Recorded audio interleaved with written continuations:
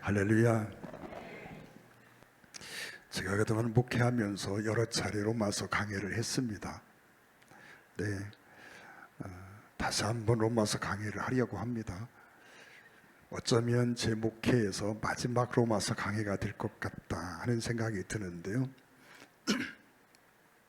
로마서를 통해서 우리가 하나님의 말씀을 나눌 때 정말 우리의 믿음이 깊어지고 영적 체험이 이루어지고 우리가 정말 그리스도 안에서 거듭남이 분명해지는 은혜가 있기를 주의 이름으로 축원을 드립니다. 여러분, 로마서는 바울 사도가 기록을 했습니다. 네, 바울 사도가 3차 선교 여행을 마쳐갈 무렵 고린도에 가게 됩니다. 그 고린도에서 3개월 정도를 머물게 되는데 그 3개월 정도 고린도에 머무는 기간에 기록한 성경이 로마서입니다. 로마서에 보면 바울이 그런 말을 합니다. 15장 24절에 보면 이는 지나가는 길에 너희를 보고 먼저 너희와 사귐으로 얼마간 기쁨을 가진 후에 너희가 그리로 보내주기를 바람이라. 여기서 그리로는 서반한데 바울이 지금 로마서를 기록하면서 로마에 편지를 보내면서 하시는 말씀이 내가 이제 얼마 후에 로마에 가려고 한다. 그러면 내가 거기 로마로 간 다음에 너희가 나를 서바나로 보내주기를 원한다. 이런 소망을 이야기합니다. 그런데 여러분, 이건 바울의 소망이었고 바울의 내면 속에는 정말 내가 로마에 갈 수 있다고 하는 확신이 없습니다. 바울은 로마서를 기록하고 바로 예루살렘으로 출발합니다. 그러면서 예루살렘을 가는 도중에 에베소 근처에 있는 항구에 잠깐 들립니다. 거기서 에베소 교회 장로들을 청해서 에베소 교회 장로들에게 마지막 부탁을 합니다. 그 부탁을 하면서 나눴던 대화들이 사도행전에 기록이 되어 있지요. 바울이 그런 말을 합니다. 내가 예루살렘으로 가게 되면 예루살렘에서 내가 무슨 일을 당할는지 잘 모르겠다. 아마 거기에 환난이 있고 결박이 나를 기다리고 있는 것을 내가 안다. 그러면서 내가 당신들의 얼굴을 다시 볼 수 있을지 모르겠다. 아마도 보지 못할 것 같다. 그런 이야기를 합니다. 또 에베소 교회 장로들도 기도하는 사람들이었고 바울이 예루살렘으로 가게 되면 예루살렘에서 큰 고난이 있을 걸 압니다. 그리고 어쩌면 그 고난이 바울의 순교로 이어질지 모른다는 생각을 하고 있습니다. 물론 그렇게 되지는 않습니다. 그러나 그런 생각을 가지고 있습니다. 그래서 바울이 예루살렘으로 가는 것을 극구 말립니다. 예루살렘에 가지 말아라. 거기 가면 이런 환난이 당신을 기다리고 있는 것이 분명한데 그걸 알면서 왜 예루살렘으로 가려 하느냐? 가지 말라고 간곡히 부탁을 합니다. 그때 바울이 하나님의 성령의 나를 강권해서 예루살렘으로 가게 하시는데 거기에 환난이 있든 어떤 어려움이 있든 하나님의 뜻이 예루살렘에 있다면 내가 가야 되지 않겠느냐. 그러면서 예루살렘으로 갈 것을 고집합니다. 그러면서 그들이 작별을 할 때 서로 끌어안고 다시는 얼굴을 보지 못할 것 같은 생각 때문에 펑펑 웁니다. 그런 일들이 예루살렘으로 가는 도중에 몇 차례 있게 됩니다. 그걸 보면 지금 로마서를 기록할 당시에 바울이 로마에 갈 것을 소망하고 있지만 어쩌면 로마에 갈 수 없을 것 같다 하는 그런 생각 속에서 이 편지를 쓰고 있습니다.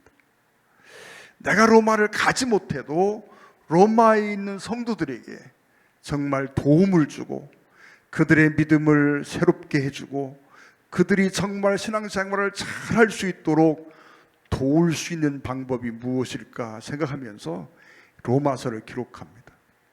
이 로마서는 정말 복음의 핵심들을 다 다루고 있습니다. 내가 가서 복음을 전하고 싶은데 혹 가지 못해도 이 편지들로 인해서 로마에 있는 성도들에게 내가 간 것 못지않은 그런 어떤 도움을 주고 싶은 마음에 이 편지를 쓰고 있는 것이지요. 여러분, 우리가 성경을 통독합니다.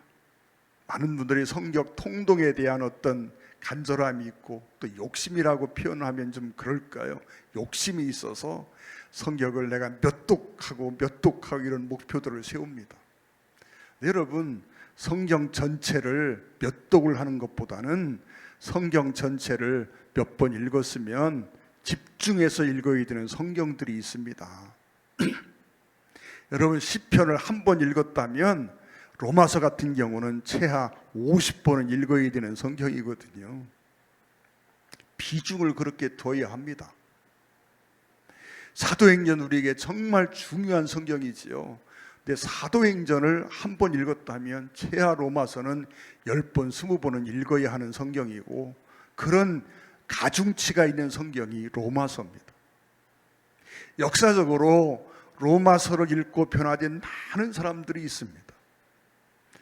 정말 믿음의 거장이라고 하는 분들을 대부분 보게 되면 그들은요, 로마서를 1000독 이상 한 사람들입니다. 다 로마서를 달고 살았고 로마서를 외울 만큼 로마서를 사랑하고 읽었던 사람들입니다.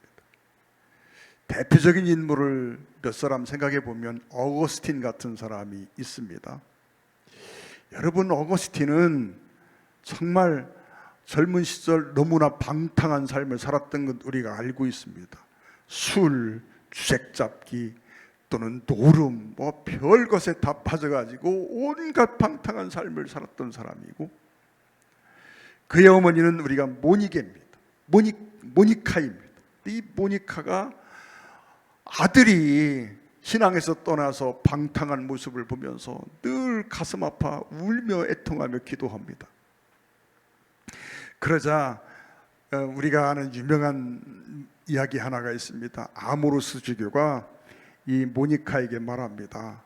그 했던 말, 우리가 기억하는 말이 하나 있는데요, 기도하는 자녀는 결코 망하지 않습니다.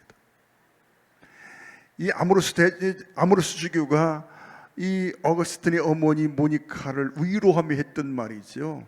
기도하는 자녀는 결코 망하지 않습니다. 어거스틴이 어느 날 술이 고주망태가 돼가지고 집으로 돌아오는데 동네 아이들이 뛰놀면서 노래를 부르고 있습니다. 근데 그 노래의 가사 중에 톨레레게라는 한 단어가 들어가 있습니다. 그런데 다른 소리는 안 들리는데 톨레레게라는 단어가 이 어거스틴의 귓가에 천둥 소리처럼 들립니다. 하나님의 음성으로 들려온 거지요. 너무나 놀래가지고 이 어거스틴이 톨레레게라는 말이 집어서 펼쳐 읽으라는 말입니다. 들어서 펼쳐 읽어보라는 말인데, 그 집에 들어와서 이게 하나님의 음성이라면 성경을 읽으라는 말씀이다 생각하고 성경을 쫙 펴서 읽었는데 그것이 로마서 13장 11절로 14절 말씀입니다. 로마서 13장 11절로 14절 보면, 또한 너희가 이 시기를 알거니와 자다가 깰 때가 벌써 되었으니 이제 우리의 구원이 처음 믿을 때보다 가까웠습니다. 밤이 깊고 낮이 가까웠으니 그러므로 우리가 어둠의 일을 벗고 빛의 갑옷을 입자. 낮에와 같이 단정행하고 방탕하거나 술 취하지 말며 음란하거나 호색하지 말며 다투거나 시기하지 말고 오직 주 예수 그리스도로 옷 입고 정욕을 위하여 육신의 일을 도모하지 말고. 이 말씀을 읽었다는 거지요. 그래서 이 말씀에 그만 어거스틴이 무너져 내립니다.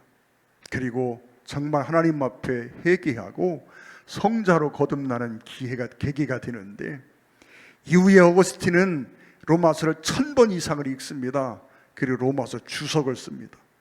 그리고 이 어거스틴의 로마서 주석이요, 당대의 믿음을 세우고 이단을 배격하고 교회의 순수 신앙을 지키는데 아주 중요한 역할들을 하게 됩니다.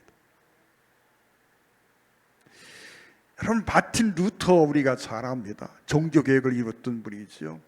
루터는 강박증이 있고 우울증도 있고 또 내적인 영적 두려움을 늘 가지고 있던 사람이 루터랍니다. 그래서 그는 20살에 수도사가 되기도 합니다. 그리고 조금 지난 후에 이 루터가 신학교에서 강의를 합니다. 그때 강의했던 책이 로마서입니다. 근데 로마서를 강의를 하면서 이 루터가 로마서를 통해서 교회를 보는 시각이 달라지고 그 신앙의 어떤 정립을 이루게 됩니다. 그리고 그가 결정적으로 복음에는 하나님의 의가 나타나서 믿음으로 믿음에 이르게 하나니 기록된 바 오직 의인은 믿음으로 말미암아 살리라 라고 하는 말씀에 그만 깨져버리고 맙니다. 그리고 이 로마서를 강의하면서 지금의 교회가 복음과 진리와 너무 많이 떨어져 있다, 복음에서 너무 멀리 나와 있다라고 하는 사실을 알게 됩니다. 복음에서 진리에서 벗어나서 우상 종교로 변해버린 교회의 모습을 보게 되는 거지요. 면죄부를 팔아서 베드로 대성당을 짓는 그런 모습들, 도무지 신앙으로서 인정할 수 없는 면죄부라든지 이런 일들을 보면서 이게 믿음, 복음의 진리 안에서 너무 많이 떨어져 있다는 사실을 알게 되고, 그래서 그것이 계기가 되어 종교개혁을 시작하게 되는데, 사실은 루터가 종교개혁을 하고자 시작했던 것이 아니라 자기가 로마서를 통해서 깨달은 진리를 선포하고 그 진리로 교회의 잘못된 것들을 지적하다 보니까 그것이 종교개혁으로 이어지게 된 거지요. 이 루터는 로마서를 1000번 이상 읽었다 그럽니다. 여러분, 로마서를 몇 번쯤 읽어보셨습니까? 여러분, 성경 통독을 한두 번 했다면 로마서는 최소 40-50번은 읽어봐야 하는 성경입니다. 여러분, 성경 66권 중 오직 한 권만 남아있어야 된다 하면 로마서라고 생각합니다. 로마서 한 권만을 가지고도 성도가 구원을 받는 데에는 결코 부족함이 없는 성경입니다. 로마서는 어려운 책은 아닙니다. 굉장히 쉬운 책입니다. 신앙의 기초를 다루고 있는 책이기 때문에 그렇습니다. 그러나 무게로 따진다고 하면 성경 66권의 무게의 90% 이상을 차지하는 그런 성경이 로마서라 생각합니다. 여러분, 감리교회를 처음 시작했던 요한 웨슬레를 우리가 압니다. 존 웨슬레가 여러분 선교사를 가기도 하고 대학교를 다닐 때 여러분 홀리클럽이라고 하는 그런 신성클럽이라는 클럽을 조직해서 신앙운동을 하기도 하고, 신앙의 열정이 굉장히 많았던 사람이지만 그 자신이 구원의 확신이 없던 사람이었고 구원의 기쁨이 없던 사람이었습니다. 그런 사람이 어느 날 선교여행에서 실패하고 돌아오는 중에 풍랑이는 배 안에서 평화롭게 찬송하고 기도하는 모라비안 기도들을 만나게 되고, 두려움 속에 떨고 있는 자신과 그 풍랑 속에서 평안을 지키고 있던 그들의 모습과 너무 대비되는 자신을 발견합니다. 그리고 나중에 이 모라비안 교도들의 집회를 참석했다가 모라비안 교도들이 모인 집회에서 누군가가 루터의 로마서 주석 서문을 읽는 그 소리를 듣고 그 루터의 로마서 주석 서문을 읽는 소리를 들으면서 그 말씀에 깨지게 됩니다. 그리고 그가 새로운 신앙운동을 일으키게 되고, 그것이 오늘날 감리교회의 태동이었습니다. 여러분, 이처럼 로마서는요 우리에게 굉장히 중요한 책이고 정말 우리에게 너무나 소중한 책입니다. 그래서 여러분, 로마서는 100번을 읽어도 부족한 책입니다. 여러분이 기회가 되면 로마서를 많이 읽어보시기를 주의 이름으로 부탁을 드립니다. 여러분, 로마서 1장 1절 한번 보겠습니다. 예수 그리스도의 종 바울은 사도로 부르심을 받아 하나님의 복음 위에 택장을 입었으니 짧은 말씀이지만 우리가 생각할 지점이 굉장히 많습니다. 바울은 자신을 소개하면서 예수 그리스도의 종이라고 소개합니다. 여러분은 누구의 종로로서 하며 살아갑니까? 여러분, 우리는 내가 주인 노릇한다고 생각하지만 내가 주인 노릇 별로 못합니다. 때로는요, 여러분, 세상에 어떤 것들 또는 자식들, 물질, 명예, 이런 것들이 나를 지배하고 다스립니다. 여러분, 예수 그리스도의 종이라는 말 속에서 우리가 생각해 봐야 합니다. 예수 그리스도의 종은 하나님이 세워줘야 예수 그리스도의 종입니다. 여러분, 우리가 다 그리스도의 것으로 부르심을 받았습니다. 여러분, 하나님이 나를 부르셨다라고 하는 믿음이 있습니까? 하나님이 나를 그리스도의 일꾼으로 세우셨다고 하는 확신이 있습니까?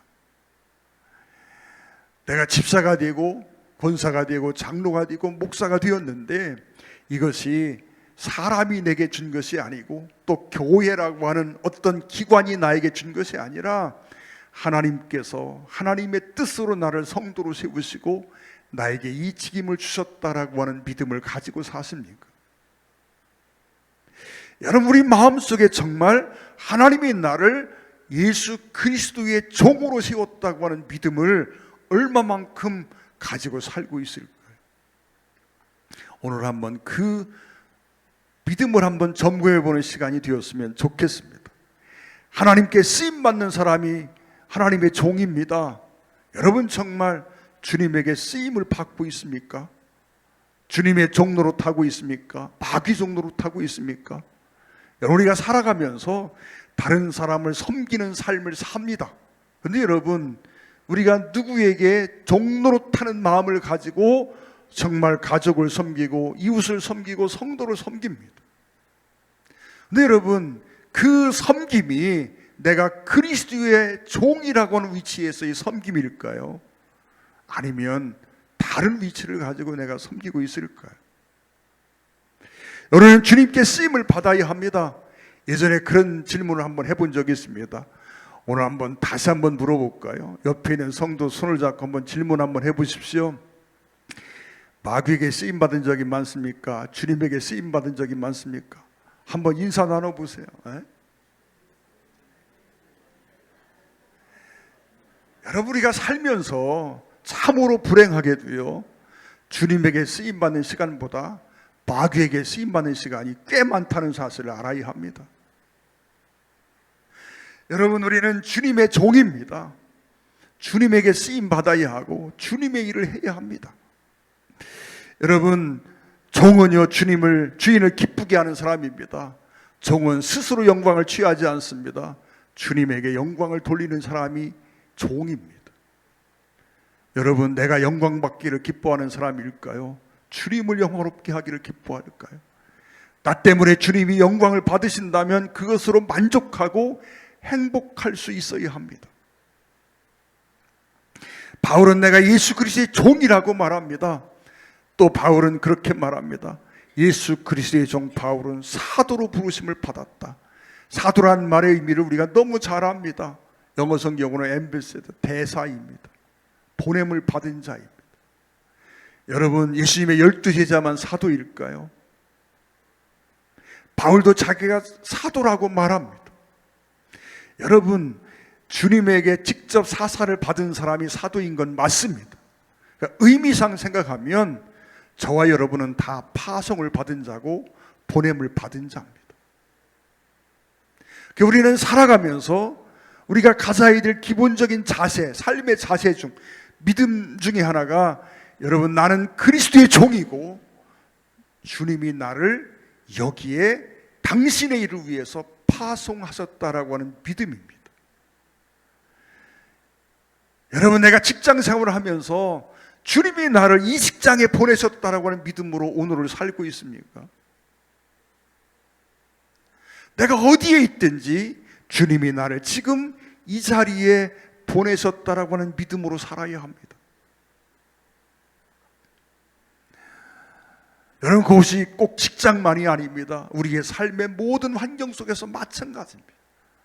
내가 어디를 갈 때 버스를 타더라도 주님이 나를 이 버스에 타게 하셨다라고 믿는 믿음이 있기를 소망합니다. 여러분, 주님이 나를 이 버스에 타게 하셨다면 목적이 있지 않겠습니까? 예전에 버스를 타면서 늘 제가 기도했다 그랬습니다. 멀리 2시간, 3시간 버스를 타게 되면 기도합니다. 하나님, 오늘 내 옆자리 아무도 없게 해주세요. 편히 가고 싶거든요. 아무도 타지 않게 해달라.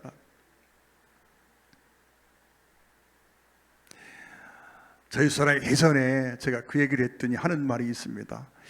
혹시 이쁜 아가씨 옆에 앉게 해달라고 기도하지는 않았느냐고. 여러분, 그 기도는 하지 않았습니다. 오해하지 마세요. 옆에 아무도 없기를 기도한 적이 있습니다. 그러다가 어느 날 하나님이 기도의 제목을 바꾸셨습니다. 버스를 타고 갈 때 먼저 타기 전에 하나님, 내 옆자리에 믿음이 없는 사람을 좀 앉게 해주세요. 아니면 믿음이 정말 좋고 정말 은혜가 충만한 사람을 앉게 해주셔서 내가 영향을 받게 해주세요. 아니면 믿음이 없는 사람을 앉게 해주셔서 내가 복음을 전할 수 있게 해주세요. 그 버스를 주님이 나를 태우셨다라고 하는 믿음이 있어야 합니다. 여러분, 이게 사도의 의식, 보냄받은 자의, 파송받은 자의 의식으로 살아가는 삶의 자세입니다. 직장에서도 마찬가지입니다. 가정에서도 마찬가지입니다. 교회도 마찬가지입니다. 그런데 그렇게 파송한 이유를 설명합니다. 하나님의 복음을 위하여 택정함을 입었다. 하나님이 나를 파송하신 이유는 하나님의 복음을 위해서라고 말씀합니다. 우리는 어디를 가든지 무엇을 하든지 하나님의 복음을 위해서 보냄을 받은 자고 그 복음을 위해서 일하는 사람이어야 합니다. 저와 여러분의 평생의 삶이 하나님의 복음을 위한 삶이 되기를 주의 이름으로 축원을 드립니다. 사랑하는 성도 여러분, 복음은 예수 그리스도임을 우리가 너무너무 잘 압니다. 여러분, 3절에 그렇게 말합니다. 2절에 말합니다. 이 복음은 하나님의 선지자들을 통하여 그의 아들에 관하여 성경에 미리 약속하신 것이라. 아들에 관하여 약속하신 것이, 복음은 뭐요? 곧 예수 그리스도라고 말합니다. 예수 그리스도가 왜 이 땅에 오셨는지, 그리고 그분이 이 땅에서 무슨 일을 하셨는지, 그분이 십자가를 통해서 나에게 베푸신 은혜가 무엇인지를 깨달아 하는 것, 이 진리가 복음입니다. 여러분, 이 길을 좁은 길이라고 말합니다. 이 길 위에 다른 길이 없기 때문에 그렇습니다. 천하인간의 구원 얻을 만한 다른 이름을 우리에게 주신 적이 없다고 말합니다. 여러분, 세상의 많은 종교 중에 기독교는 배타적이라는 소리를 듣습니다. 독선적이라는 소리를 듣습니다. 그 듣는 게 당연합니다. 왜요? 기독교의 믿음 자체는 예수 그리스도 외에는 다른 구원의 길이 없다라고 믿기 때문에 그렇습니다. 여러분, 가끔 그 사회면에 뉴스처럼 나오는 재미난 이야기들이 있습니다. 어느 절에 스님이 성탄절날 어느 교회 가서 설교를 하고, 또 어떤 스님이 어떤 교회 가서 성가대 지혜를 하고, 아니, 스님이 성가대 지혜를 하면 주님이 그거 받으실까요? 찬양은 무엇입니까? 예수 그리스도의 십자가의 구속의 은혜에 대한 응답이 찬양입니다. 근데 여러분, 절간에 있는 스님이 와가지고 여러분 그 찬양 성가대를 지휘하고 그러면 그 찬양이 하나님께서 받으심직한 찬양이 될 수 있을까요? 여러분, 포용하는 것 좋습니다. 우리는요, 많은 사람의 인기를 얻을 수 있다면 얼마나 좋겠습니까? 그러나 여러분, 우리는 분명히 알아야 합니다. 아무리 누가 뭐라고 해도 구원의 길은 오직 한 분 예수 그리스도밖에 없습니다. 다른 길이 없습니다. 불교에도 구원의 길이 있고, 천주교에도 구원의 길이 있고, 기독교에도 구원의 길이 있고, 이슬람에도 구원의 길이 있고, 구원의 길은 다양하다. 누가 설명합니다. 산 정상을 오르는데 그 정상을 오르는 길은 여러 가지라고 말합니다. 여러분, 산 정상을 오르는 길은 여러 가지지만 구원을 받는 길은 하나밖에 없습니다. 비유가 잘못된 것입니다. 여러분, 오직 예수 그리스도의 복음을 위해서 우리는 택정함을 입었습니다. 사랑하는 성도 여러분, 내 삶의 이유와 목적이 어디에 있습니까? 왜 그 아름다운 천국을 오늘 가면 좋은데 왜 천당을 오늘 가지 않고 아직도 여기 살아 있습니까? 죽지 못해 살고 있는 것 아니잖아요. 우리는 하나님의 복음을 위해 살고 있습니다. 지난 시간 말씀드렸습니다. 한 영혼이라도 더 하나님의 나라에 보내고자 하는 열망이 있습니까? 라고 물었습니다. 여러분의 가슴 속에 한 영혼이라도 정말 더 하나님 나라 보내고자 하는 간절한 열망이 있습니까? 그 열망이 얼마만큼 간절합니까? 사랑하는 성도 여러분, 바울은요, 복음을 위해서, 하나님의 복음을 위해서 택장함을 입었는데 그 복음은 하나님의 아들 예수 그리스도라고 말씀하고 있습니다. 또한 여러분, 3절 4절에 그를 설명합니다. 그의 아들에 관하여 말하면 육신으로는 다윗의 혈통에서 나섰고 성결의 영으로는 죽은 자들 가운데서 부활하사 능력으로 하나님의 아들로 선포되셨으니 곧 우리 주 예수 그리스도시라. 5절에 그로 말미암아 우리가 은혜와 사도의 직분을 받아, 그렇게 말합니다. 예수 그리스도로 말미암아 우리가 은혜와 사도의 직분을 받았답니다. 은혜를 받았습니다. 먼저 여러분, 주님의 십자가의 구속의 은혜를 우리가 받았습니다.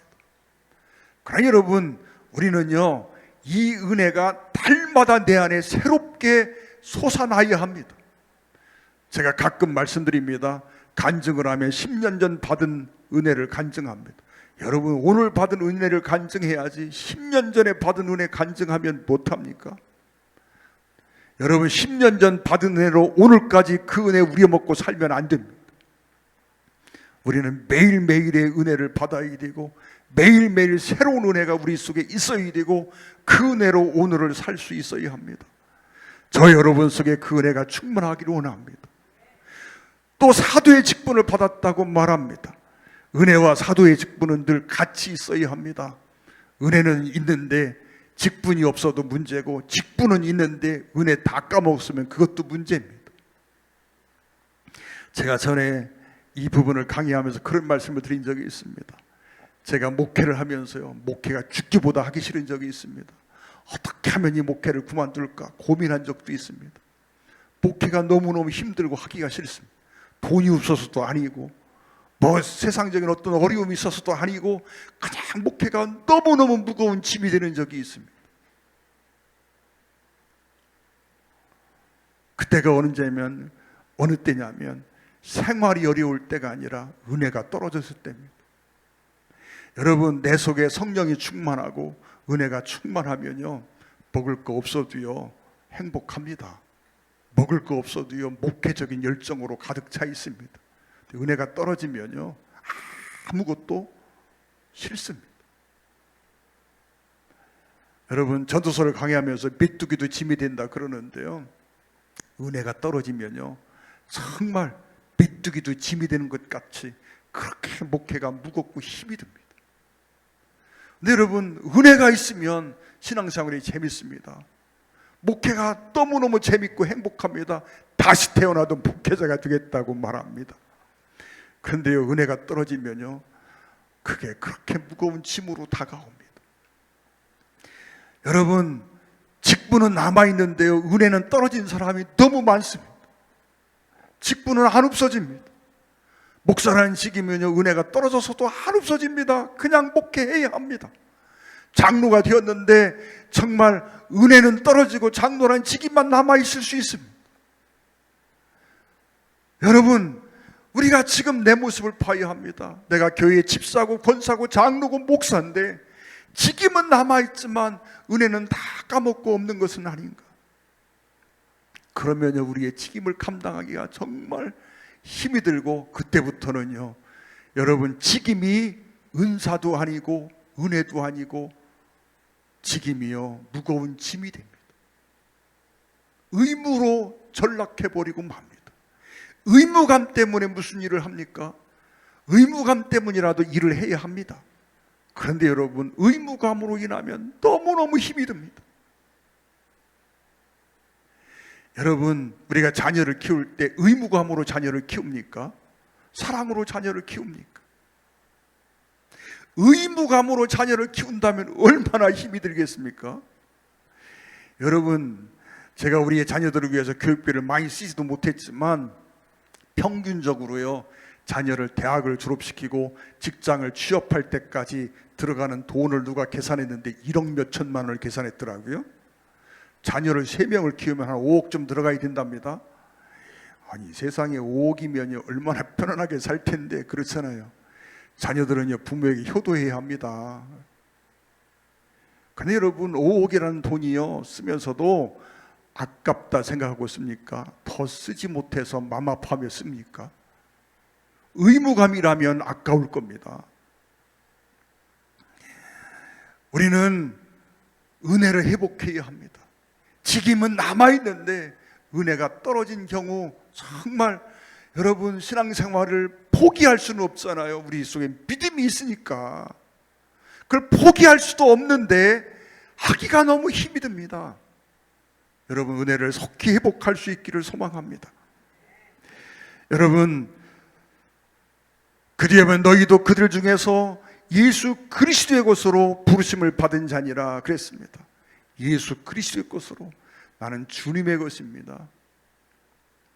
여러분, 정말 나는 내 것도 아니고, 누군가 노래했습니다. 송대관 씨인가요? 제가 작가 누군지 정확히 기억나진 않는데, 유행가 중에 내 인생은 나의 것, 내 인생은 내 것이라고 노래한 노래가 있습니다. 여러분, 혹시 기억나십니까? 이 노래가 기억나는 사람은 아마 나이가 50은 후딱 넘었을 것 같습니다. 내 인생은 내 것이라고 부르짖고 노래한 가수가 있었어요. 사람들에게 많이 불려진 노래고 유행한 노래고 공감했던 노래입니다. 그런데 여러분, 내 인생이 내 것입니까? 죄송하지만요, 내 인생은 내 것 아닙니다. 내 인생은 내 것이라고 부르짖는 사람도요, 내면을 보면요, 자기가 주인 노릇 못합니다. 내 거 아닙니다. 여러분, 우리는 누구에게 속해 있습니까? 나는 주님의 것입니다. 나는 주님의 것이라는 사실을 늘 기억하십시오. 그리고 정말 주님 것처럼 사시기를 원합니다. 내 것처럼 살지 마시고요, 주님 것처럼 살기를 원합니다. 뒤에 보면 로마에 있는 성도들에게 인사를 합니다. 예수 그리스도로부터 은혜와 평강이 있기를 원하노라. 우리는 다 평강의 은혜를 원합니다. 평강한 삶을 원합니다. 내 마음에 평강이 있기를 원하고, 내 가정에 평강이 있기를 원하고, 내 교회에 평강이 있기를 원합니다. 네, 여러분, 평강은 늘 말씀드립니다. 은혜 받은 결과가 평강입니다. 은혜가 떨어지면 평강이 사라집니다. 저 여러분이 정말 내면 속에 평화로움이, 평강이 차고 넘쳐나기를 주의 이름으로 축원합니다. 그 일을 위해서 우리는 은혜를 회복해야 합니다. 저와 여러분 속에 이 은혜가 충만해서 우리의 삶에 기쁨이 있고 평강이 있고 우리에게 주어진 사명이 잘 감당되는 은혜가 있기를 주의 이름으로 축원을 드립니다. 기도하겠습니다. 사랑하는 아버지 하나님, 우리가 정말 그리스도 안에서 가장 기본적인 것들을 다시 점검하고자 합니다. 로마서를 통해서 나의 믿음의 기초를 다시 한번 점검하고 다시 새롭게 하기를 원합니다. 아버지 하나님, 반복되는 말씀이지만 우리의 신앙의 기초를 다시 한번 돌이켜 생각할 수 있는 기회가 되게 하시고, 우리가 신앙이 새로워지는 그런 경험들을 이룰 수 있도록 도와주시옵소서. 우리 주 예수님의 이름으로 간곡히 기도 올리옵나이다. 아멘. 찬양 함께 하시겠습니다.